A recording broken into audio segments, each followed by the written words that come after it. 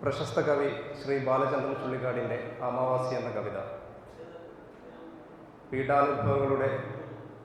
തിക്തകാമ്ലം കുടിച്ചോളുന്ന ഒരു മകൻ്റെ അതിതീക്ഷ്ണമായ വൈകാരിക സംഘർഷങ്ങളാണ് സ്ഥൂലപ്രമേയം.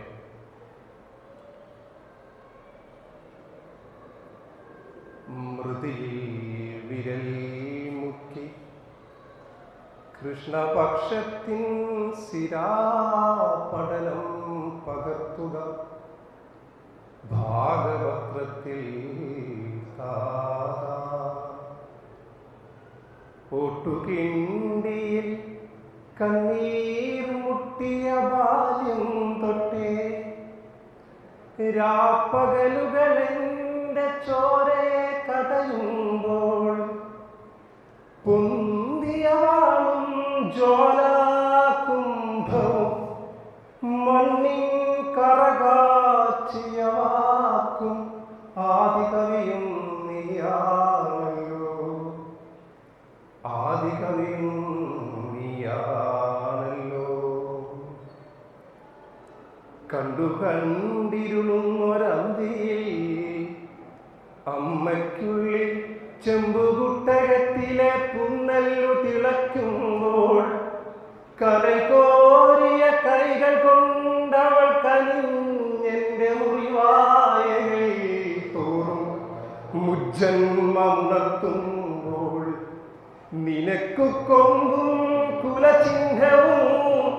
കൊടുങ്കാറ്റു കുലച്ച കടലിന്റെ പേശിയും പ്രതാപവും അമ്മ തുള്ളിയ വലം തുടയെത്തിണ്ടാവയ്യ കണ്ണിലെ സർപ്പക്കളമുണ്ണിക്കു മായ്ക്കാൻ വയ്യ മുള്ളുറ്റിയ മുഖം നെഞ്ചിൽ നിന്നൂരാൻ വയ്യ മകരം മരങ്ങളിൽ ഓർമ്മകൾ പൊഴിച്ചാലും പകരം സ്വപ്നത്തിൻ്റെ പച്ചകൾ പൊടിച്ചാലും നിന്റെ ചൂരലിൽ നീലപ്പാടുകൾ തിണർത്തതാണ് എൻ്റെ കൈപ്പടയെന്നും നിന്റെ കോപത്തിൽ ലോഹലായി നീരിയുണ്ടെൻ്റെ തൊണ്ടയിൽ പറയാം സ്നേഹം പൊറാഞ്ഞമ്മയെ കൊല്ലാൻ കത്തും വിറകിൻ കൊള്ളിക്കാഞ്ഞ പാപിതൻ കടം കഥ പറയാം ദുഃഖത്തിലേക്കാദ്യപുത്രനെ തള്ളാനരുതാതെ പെണ്ണിൻ ഗർഭമൂറ്റിയ കഥ കഥയാൽ തടുക്കാമോ കാലത്തെ വിശക്കുമ്പോൾ തണുത്ത തലച്ചോറേയുണ്ണുവാനുള്ളുകയിൽ വിശക്കുമ്പോൾ തണുത്ത തലച്ചോറേയുണ്ണുവാനുള്ളുകയിൽ കഷ്ടരാത്രികൾ കാളച്ചോര കേഴുമിയോടവക്കിൽ വെച്ചുപോ നഷ്ടനിദ്രകൾ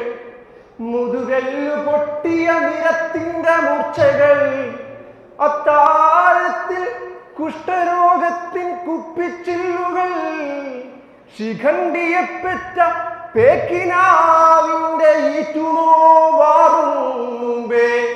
പ്രജ്ഞയിൽ കാമാർത്തന്റെ വീർപ്പുകൾ വിഴുപ്പുകൾ പട്ടിനക്കിയ പിണ്ടം പോലെ പാഴാവുന്നച്ച നിത്യവും ജന്മം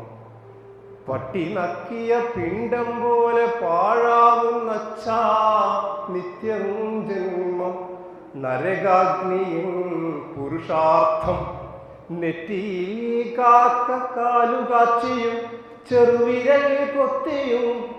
ഈറൻ മുണ്ടു ചുറ്റിയും സ്വന്തം ചിതാഭസ്മത്താൽ ത്രിപുണ്ഡങ്ങൾ ചാർത്തിയും